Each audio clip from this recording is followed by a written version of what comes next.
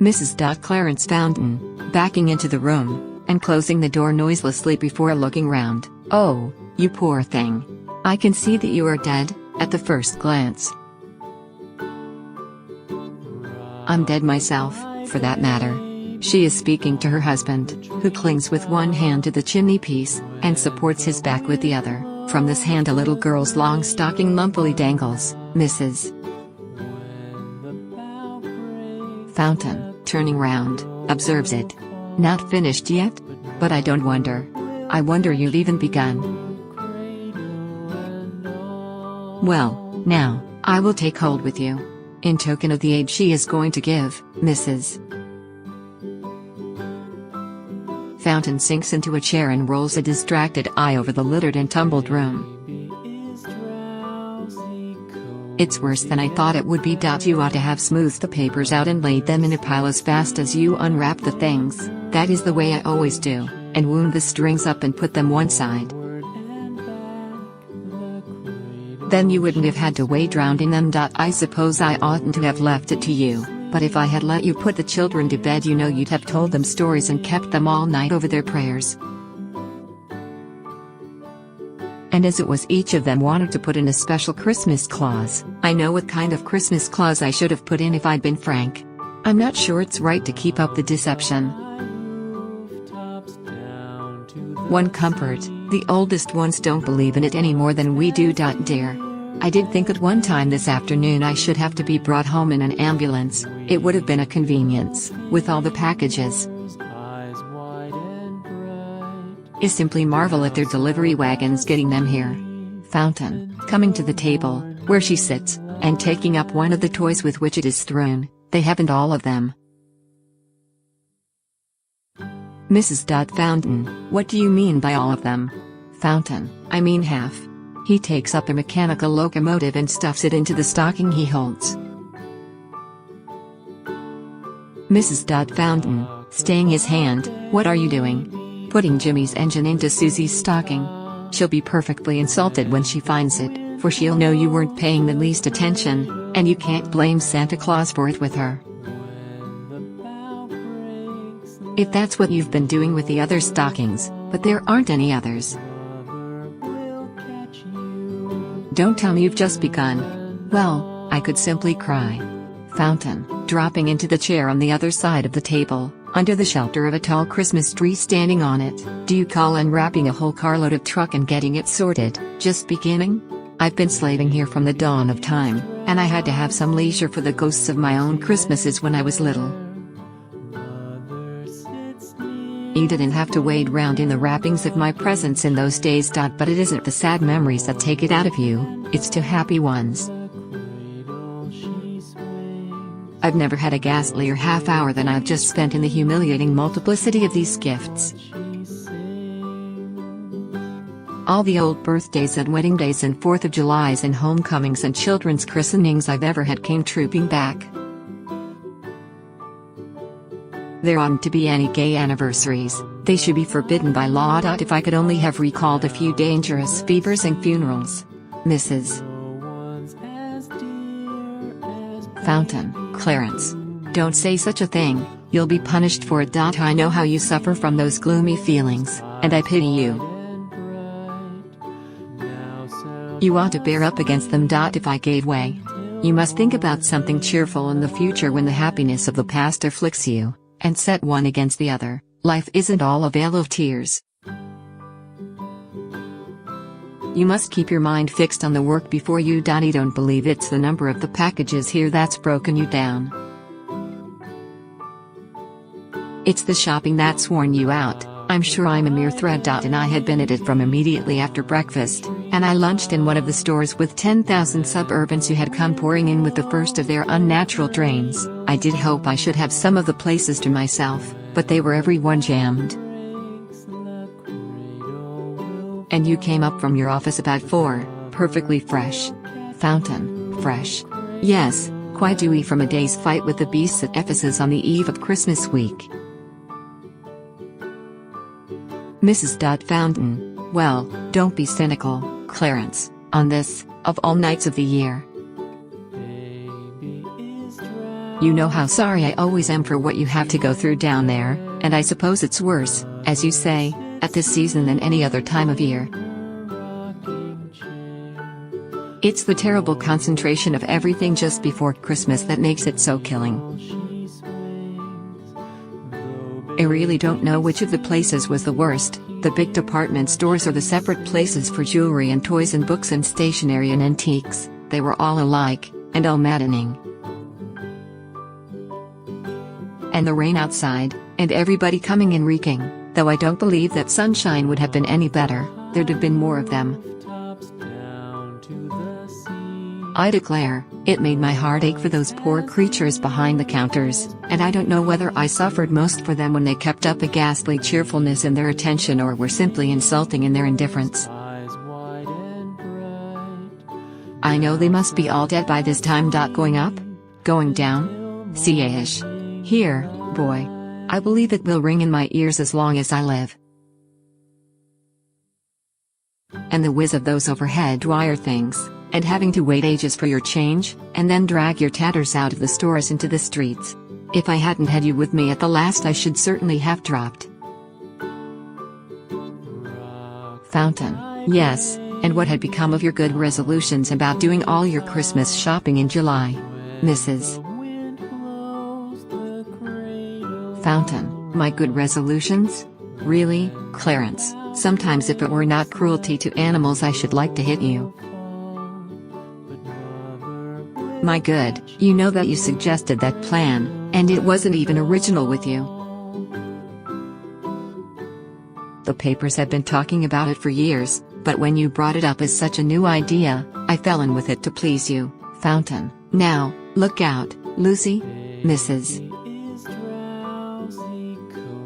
Fountain. Yes, to please you, and to help you forget the Christmas worry, just as I've been doing tonight.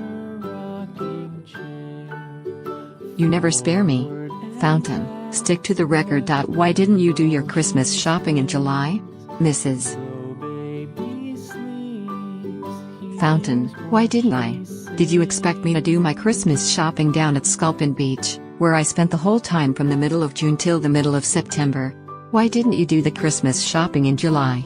You had the stores under your nose here from the beginning till the end of summer, with nothing in the world to hinder you, and not a chick or a child to look after. Fountain. Oh, I like that. You think I was leading a life of complete leisure here, with a thermometer among the 90s 9/10 of the time? Mrs. Fountain. I only know you were bragging in all your letters about your bath and your club, and the folly of anyone going away from the cool, comfortable town in the summer. I suppose you'll say that was to keep me from feeling badly at leaving you. When it was only for the children's sake. I will let you take them the next time. Fountain, while you look after my office? And you think the stores are full of Christmas things in July, I suppose. Mrs.Fountain, I never thought so, and now I hope you see the folly of that idea.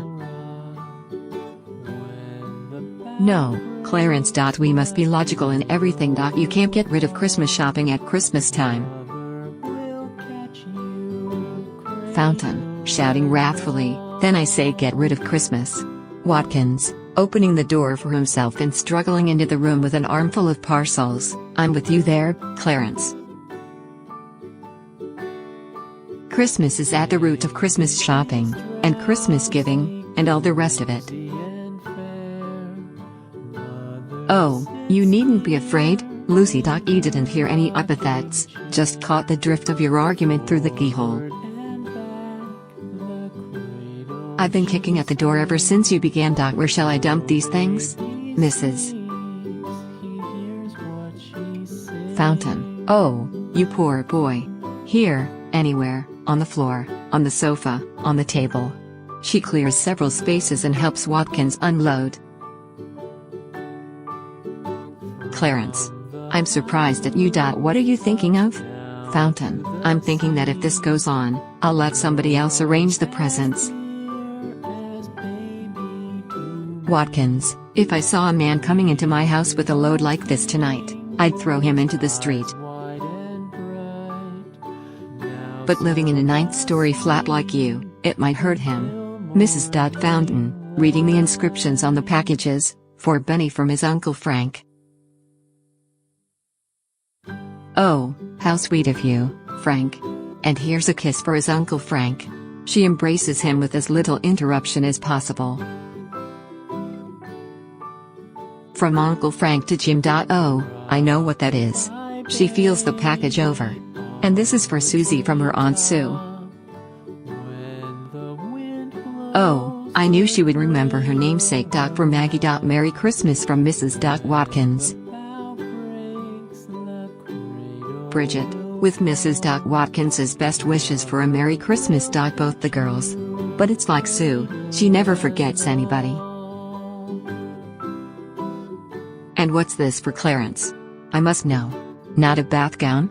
Undoing it, I simply must see it. Blue. His very color. Holding it up, from you, Frank? He nods. Clarence. Watkins, if Fountain tries to kiss me, Fountain, I wouldn't kiss you for a dozen bath gowns. Lifting it up from the floor where Mrs. Fountain has dropped it, it is rather nice. Mrs. Fountain, dancing about with a long, soft roll in her hand. Oh. She saw me gloating on it at Shoemaker's. I do wonder if it is. Fountain, reaching for it. Why, open it, Mrs. Fountain, you dare. No, it shall be opened the very last thing in the morning, now, to punish you. How is poor Sue? I saw her literally dropping by the way at Shoemaker's. Watkins, making for the door. Well, she must have got up again. I left her registering a vow that if ever she lived to see another Christmas she would leave the country months before the shopping began. She called down maledictions on all the recipients of her gifts and wished them the worst harm that can befall the wicked. Mrs. Fountain, poor Sue. She simply lives to do people good, and I can understand exactly how she feels toward them. I'll be round bright and early tomorrow to thank her. Why do you go? Watkins, well, I can't stay here all night, and I'd better let you and Clarence finish up. He escapes from her detaining embrace and runs out. Mrs. Fountain, intent upon her role, how funny he is. I wonder if he did hear anything but our scolding voices? Where were we? Fountain, I had just called you a serpent. Mrs. Fountain, with amusement, no, really? Feeling the parcel, if it's that Spanish lace scarf I can tell her it was machine lace. I saw it at the first glance. But poor Sue has no taste. I suppose I must stand it. But I can't bear to think what she's given the girls and children. She means well. Did you really say serpent, Clarence? You never called me just that before. Fountain, no, but you called me a laughing hyena, and said I scoffed at everything sacred. Mrs. Fountain, I can't remember using the word hyena, exactly, though I do think the way you talk about Christmas is dreadful. But I take back the laughing hyena, Fountain, and I take back the serpent. Immy and dove, anyway. But it's this Christmas time when a man gets so tired he doesn't know what he's saying. Mrs. Fountain, well, you're good, anyway, dearest, whatever you say, and now I'm going to help you arrange the things. I suppose there'll be lots more tomorrow, but we must get rid of these now. Don't you wish nobody would do anything for us? Just the children, dear little souls. I don't believe but what we can make Jim and Susy believe in Santa Claus again. Benny is firm in the faith, he put him into his prayer. I declare, his sweetness almost broke my heart. At a knock, who's that, I wonder? Come in. Oh, it's you, Maggie. Well, Maggie, it's Mr. Fountain's sisters just telephoned up. Mrs. Fountain, have them come up at once, Maggie, of course. As Maggie goes out, another interruption. If it's going to keep on like this, shouldn't you have thought they might have sent their presents? Fountain, I thought something like it in Frank's case, but I didn't say it. Mrs.Fountain, and I don't know why I say it, now. It's because I'm so tired I don't know what I am saying. Do forgive me. It's this terrible Christmas spirit that gets into me. But now you'll see how nice I can be to them. At a tap on the door, come in. Come in. Don't mind our being in all this mess. So darling of you to come. You can help cheer Clarence up, you know his Christmas Eve dumps. She runs to them and clasps them in her arms with several half-opened packages dangling from her hands and contrasting their disarray with the neatness of their silk-ribboned and tissue-papered parcels which their embrace makes meet at her back. Minnie. Aggie. To lug here, when you ought to be at home in bed dying of fatigue. But it's just like you, both of you. Did you ever see anything like the stores today? Do sit down, or swoon on the floor, or anything. Let me have those wretched bundles which are simply killing you. She looks at the different packages. For Benny from Grandpa. For a good girl, from Susy's grandmother. Jim, from Aunt Minnie and Aunt Aggie. Lucy, with love from Aggie and Minnie. And Clarence. What hearts you have got. Well, I always say there never were such thoughtful girls, and you always show such taste and such originality. I long to get at the things. She keeps fingering the large bundle marked with her husband's name. Not a Minnie, yes, a bathrobe. Unless you give him a cigar case, it's about the only thing you can give a man. Aggie, Minnie thought of it and I chose it. Blue, because it's his color. Try it on, Clarence, and if it's too long, Mrs.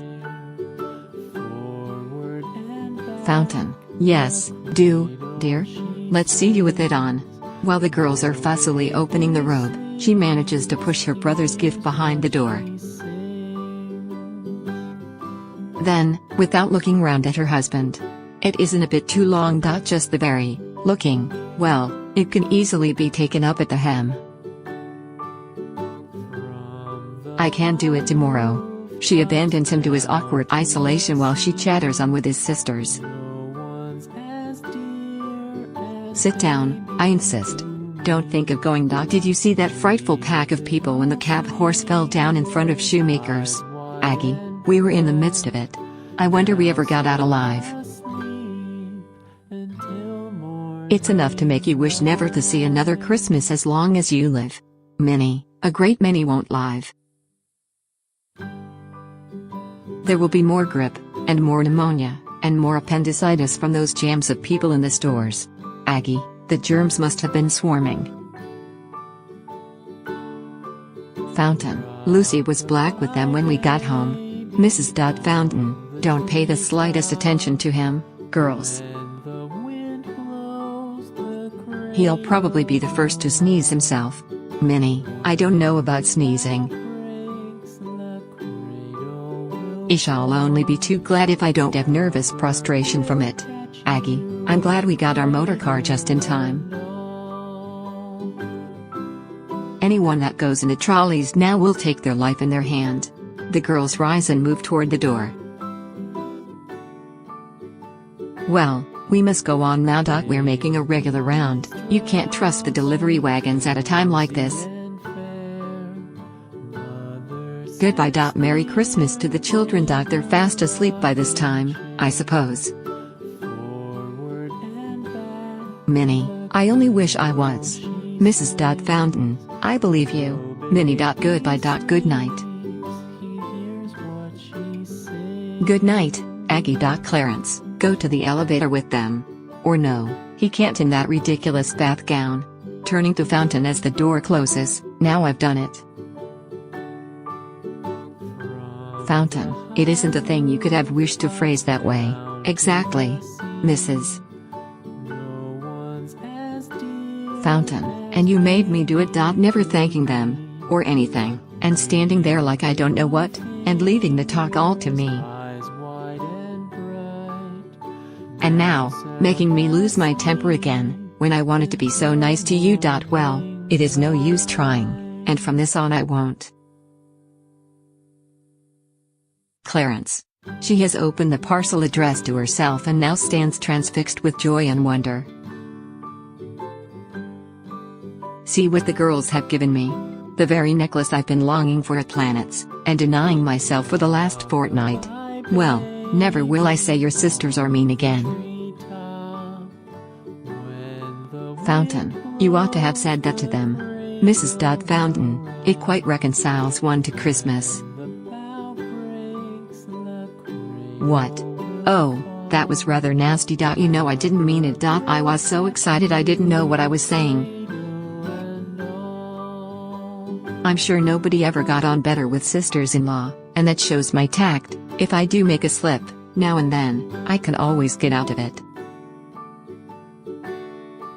They will understand. Do you think it was very nice of them to flaunt their new motor in my face? But of course anything your family does is perfect, and always was. Though I must say this necklace is sweet of them. I wonder they had the taste. A tap on the door is heard. Come in, Maggie. Sotto voce. Take it off. She snatches his bathrobe and tosses it behind the door. Hazard, I suppose I can come in, even if I'm not Maggie. Catch, Fountain. He tosses a large bundle to Fountain. It's huge, but it isn't hefty.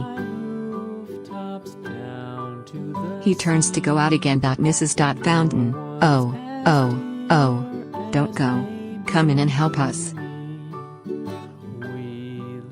What have you brought, Clarence? May I feel? Hazard, you can look, if you like. I'm rather proud of it. There's only one other thing you can give a man, and I said, no, not a cigar case.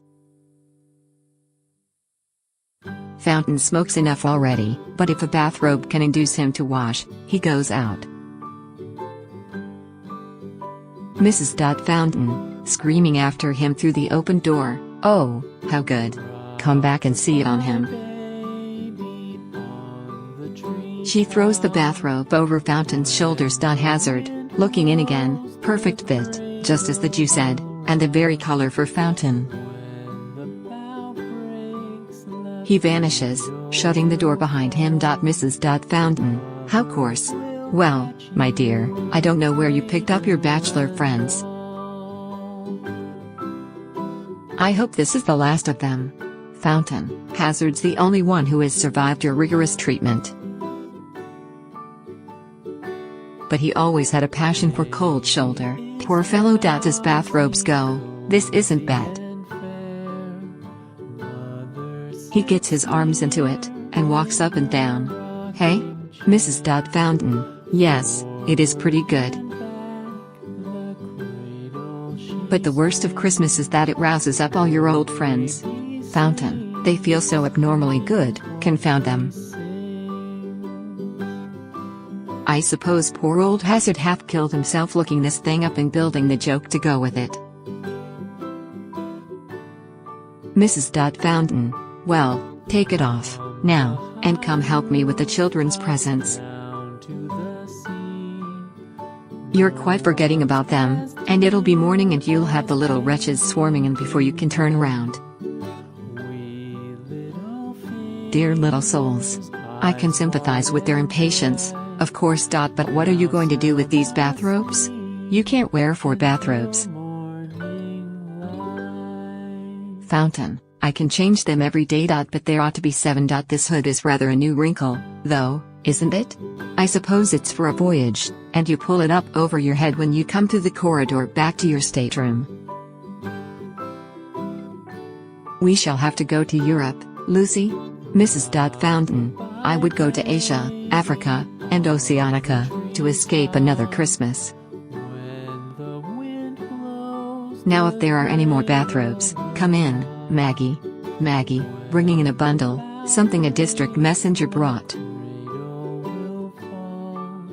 Will you sign for it, ma'am?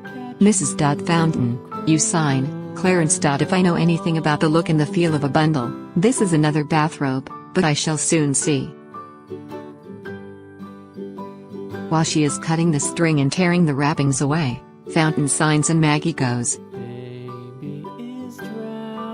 Mrs.Fountain shakes out the folds of the robe. Well, upon my word, I should think there was conspiracy to insult you, Clarence. I should like to know who has had the effrontery. What's on it? Fountain, reading from the card which had fallen out of the garment to the floor, with Christmas greetings from Mrs. Arthur J. Gibby. Mrs.Fountain, dropping the robe and seizing the card. Mrs. Arthur J. Gibby. Well, upon my word, this is impudence. It's not only impudence, it's indelicacy. And I had always thought she was a very embodiment of refinement, and I've gone about saying so. Now I shall have to take it back. The idea of a lady sending a bathrobe to a gentleman. What next, I wonder? What right has Mrs. Gibby to send you a bathrobe? Don't prevaricate. Remember that the truth is the only thing that can save you. Matters must have gone pretty far, when a woman could send you anything so intimate. What are you staring at with that paper? You needn't hope to divert my mind by, Fountain, giving her the paper in which the robe came, seems to be for Mrs. Clarence Fountain. Mrs.Fountain, snatching it from him. What? It is. Oh, poor dear Lily. How can you ever forgive me?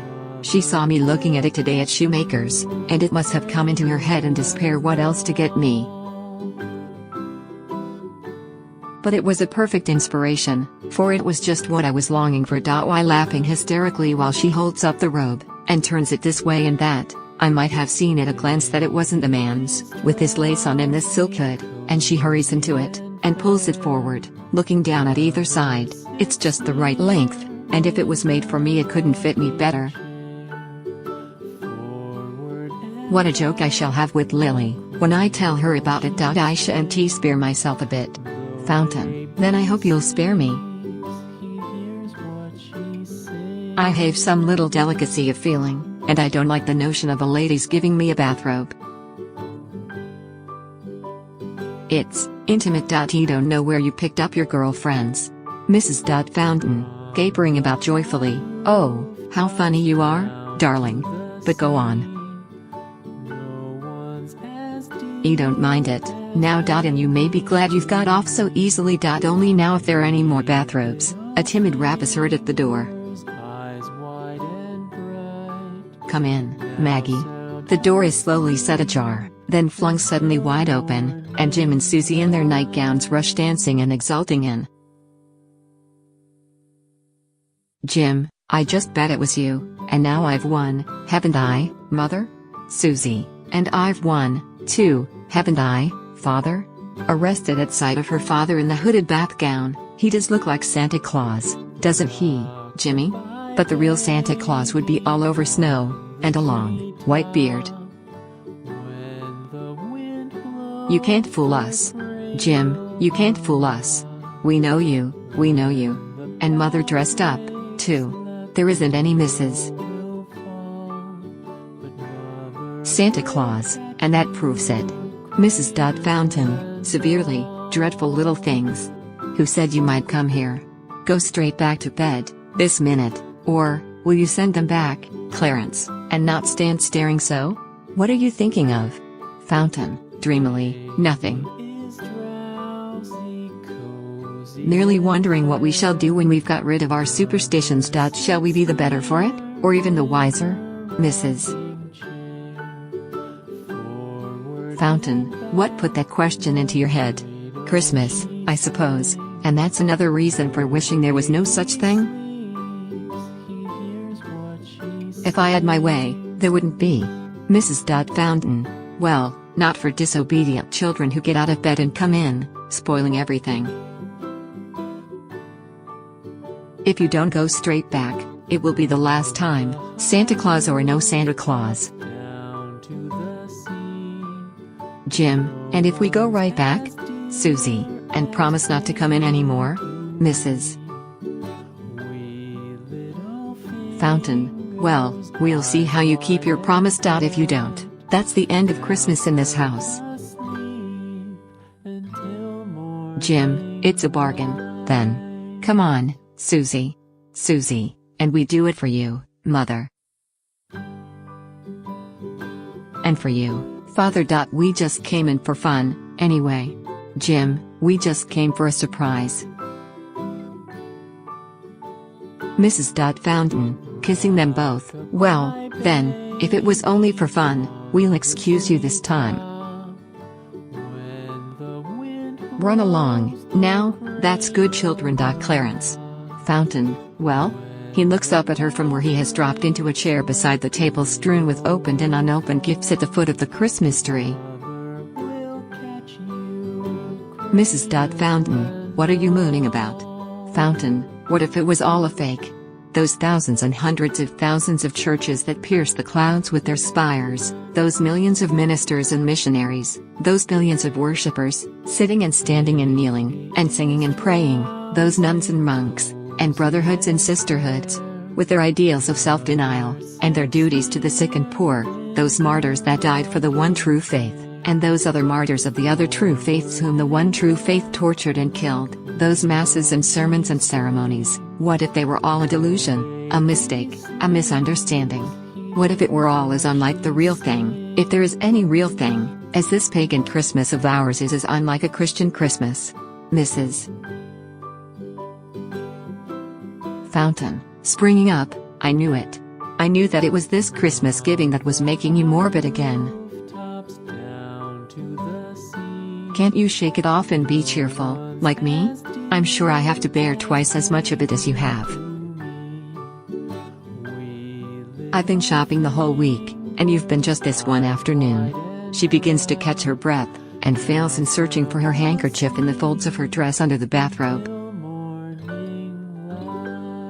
Mrs.Fountain, catching it from him, and hiding her face in it on the table, you ought to help me bear up, and instead of that you fling yourself on my sympathies and break me down.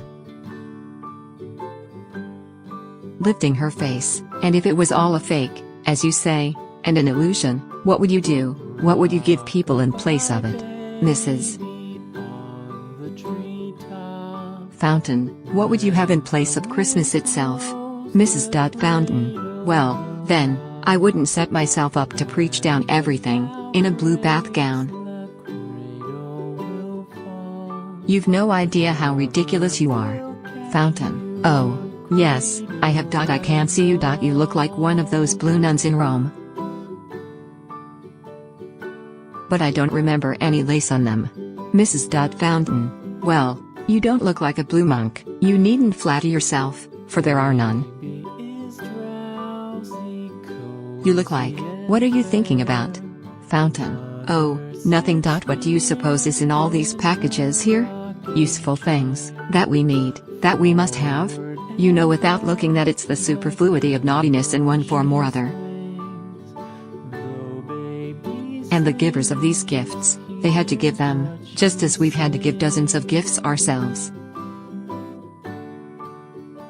We ought to have a put on our cards, with the season's bitterest grudges, in hopes of a return, with a hopeless sense of the folly, to pay a hateful debt, with impotent rage and despair. Mrs.Fountain, I don't deny it, Clarence. You're perfectly right, I almost wish we had put it. How it would have made them hop. But they'd have known it was just the way they felt themselves. Fountain, going on thoughtfully, it's the cap sheaf of the social barbarism we live in, the hideous hypocrisy. It's no use to put it on religion. The Jews keep Christmas, too, and we know what they think of Christianity as a belief. No, we've got to go further back, to the pagan Saturnalia. Well, I renounce the whole affair, here and now.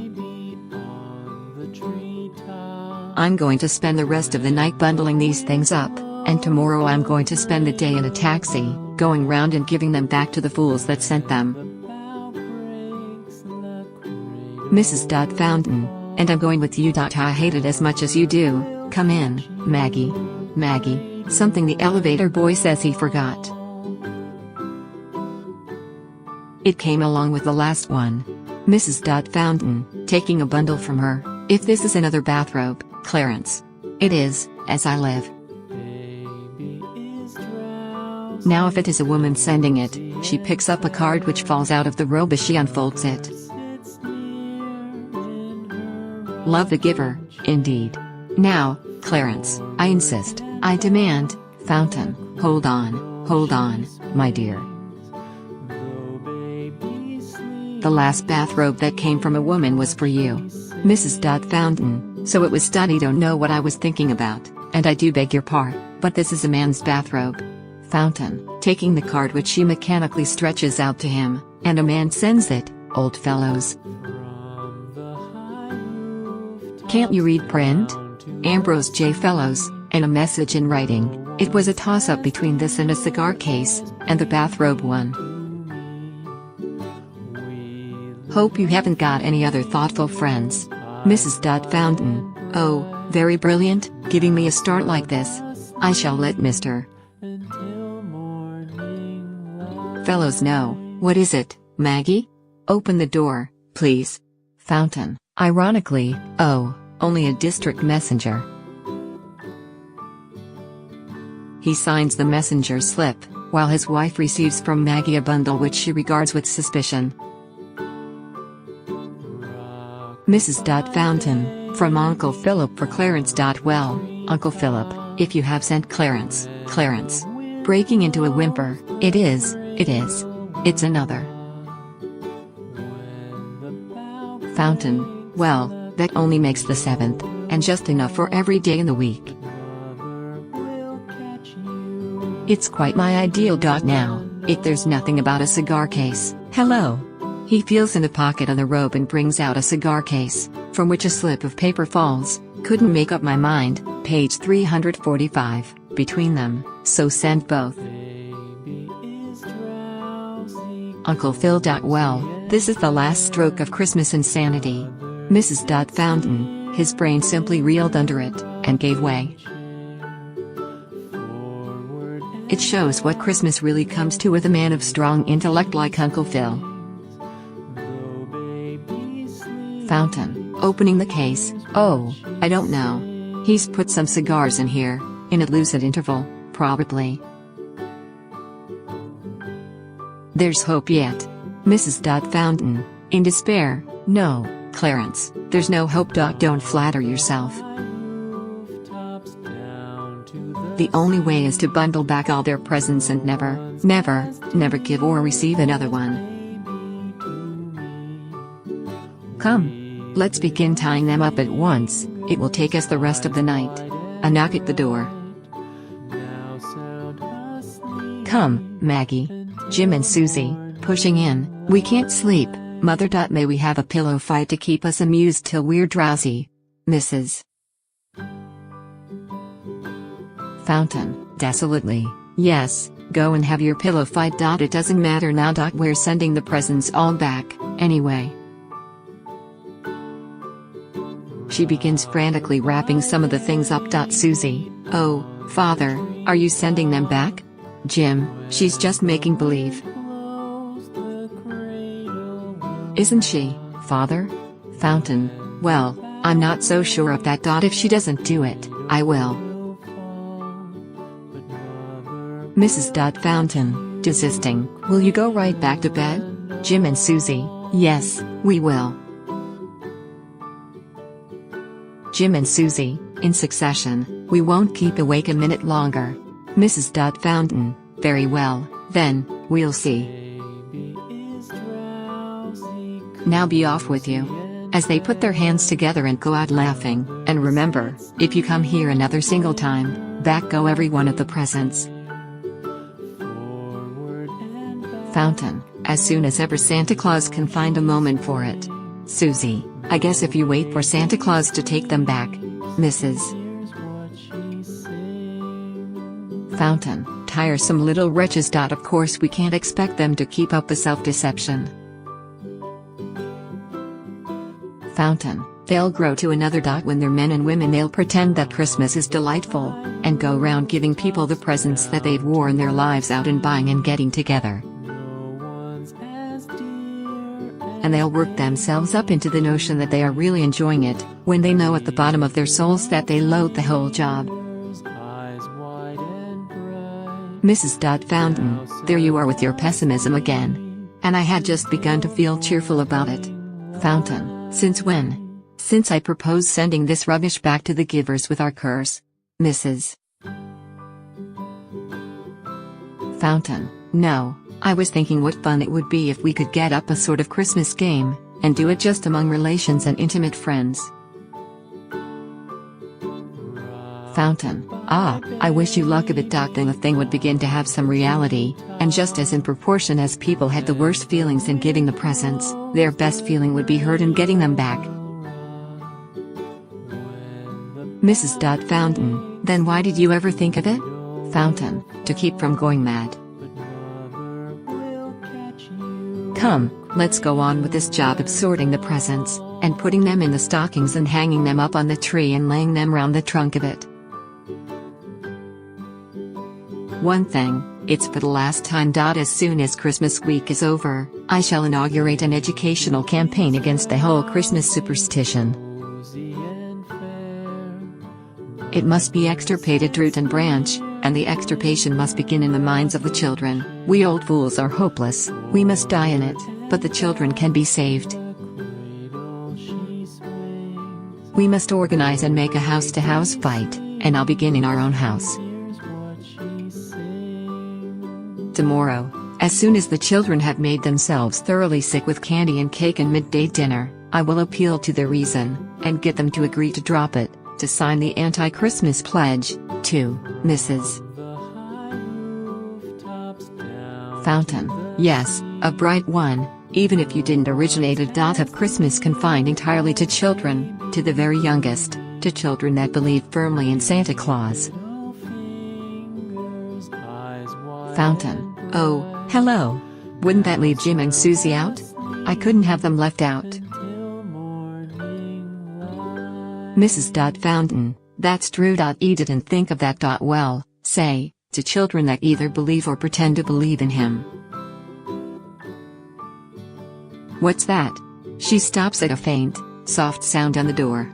It's Maggie with her hand so full she's pushing with her elbow.